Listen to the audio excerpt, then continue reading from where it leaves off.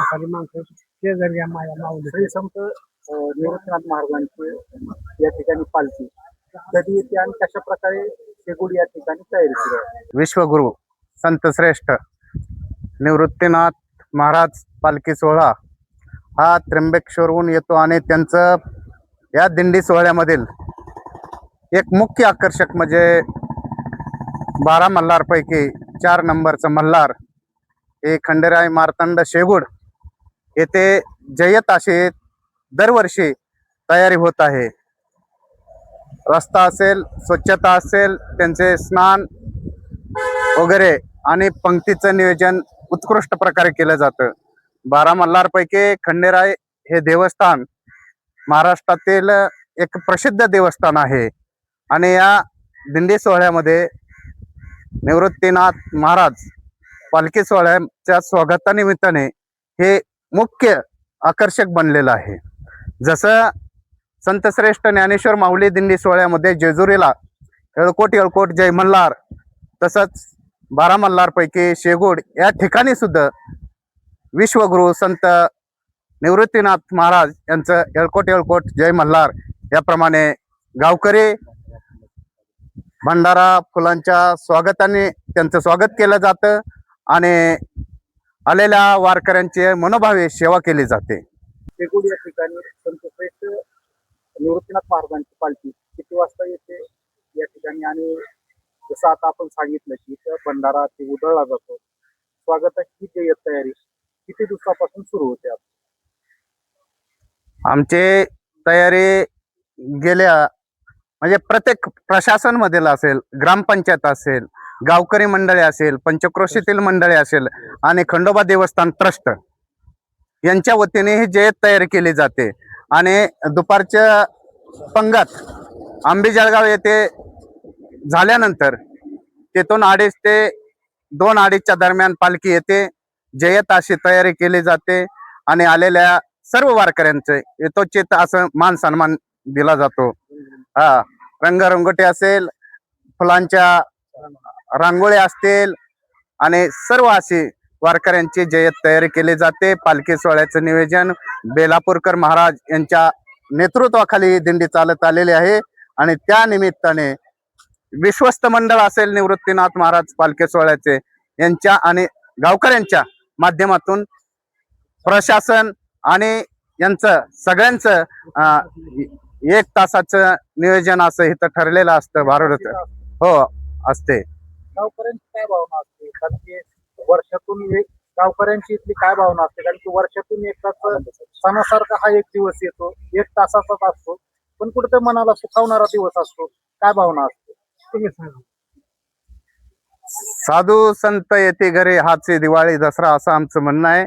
आणि निवृत्तीनाथ महाराज हे नाथ आदिनाथ गुरु सकळ सिद्धांचा मच्छिंद्रताचा मुख्य शिष्य मच्छिंद्राने बोध गोरक्षाचे केला, गोरक्ष वळला गैनी प्रति गैनी प्रसादे निवृत्ती दातार ज्ञानदेव सार चोजवले अशा नाथ पंथातले हे दादा म्हणजे निवृत्ती दादा हे 4 भावंडांपैकी थोरले आहेत. आणि ते दादा या नावाने अख्ख्या महाराष्ट्राला दादांची दिंडी आमच्याकडे येते म्हणजे आम्हाला दिवाळी सारखा सण आहे तो. आणि त्याच्यामुळं आमच्या पंचक्रोशीतील लोक लहान थोर देवस्थान ट्रस्ट असेल, आमचे खंडोबा ची यात्रा असते त्याच्यापेक्षाही मोठा हा आम्हाला उत्सव आहे. या ठिकाणी खंडोबा देवस्थान हे जागृत देवस्थान म्हणून या ठिकाणी ओळखलं जातं. संपूर्ण महाराष्ट्राला परिचित असं हे देवस्थान आहे. या ठिकाणी पालखी ज्यावेळेस येते त्यावेळेस कुठे त्यांची भेट तिथं होते का मंदिरामध्ये? भेट घातली असं म्हणजे का देव देवाला पाहतोच, अंतकरणातनं देव देवाला पाहतो. भेट घालणं हे काय संतांचे किंवा देवाची हे नाही. अंतकरणातनं तुझा आहे तुझ्यापाशी, मग देव देवाला पाहणारच ना. आणि खंडेराय मार्तंड हे शंकर भगवानाचा अवतार आहे आणि निवृत्तीनाथांनी त्याच वंश परंपरेतले आहे.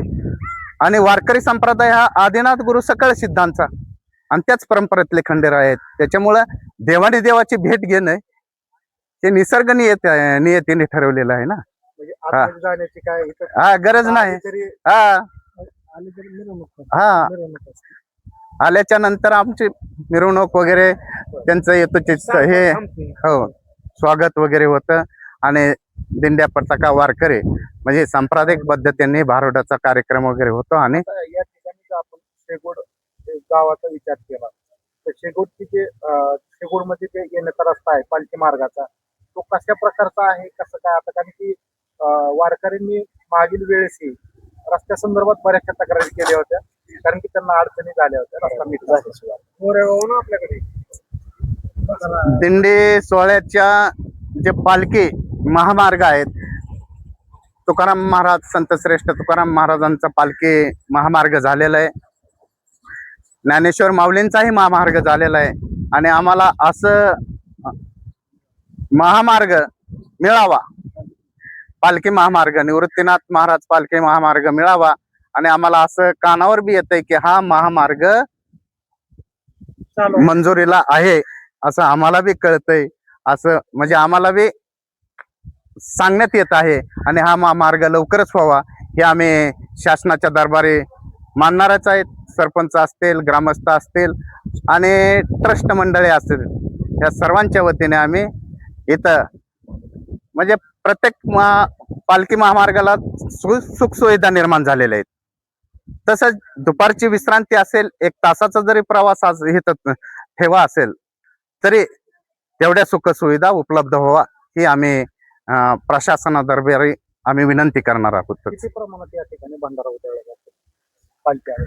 भंडाऱ्याचे उधळण तर भरपूर प्रमाणात होते, अतोनात होते, परंतु आजच्या याच्यामध्ये जे दक्ष अधिकारी आहेत, कर्तव्य दक्ष अधिकारी तुकाराम मुंडे साहेब यांच्या नियमाप्रमाणे ज्या हळदीमध्ये भंडाऱ्यामध्ये केमिकल विरहित भंडारा असावा असाच देवावर उधळावा आणि त्याचा परिणाम वारकऱ्यावर किंवा कशावर म्हणजे त्वचावर होऊ नये याची दक्षता घेण्यात आलेली आहे. तसं निवृत्तीनाथ महाराज ट्रस्ट विश्वस्त मंडळाशी बोलणं झालेलं आहे, बीडीओ साहेब वगैरे येऊन गेलेले आहेत.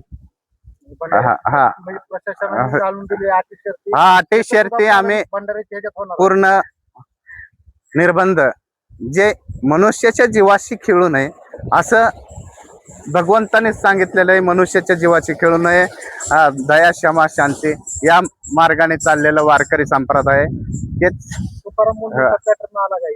तुकाराम मुंडे साहेबांचा तुकाराम मुंडे साहेबांचं त्यांचं घेतलंच पाहिजेत ना गुण, असं आहे. चांगलं आहे उलट.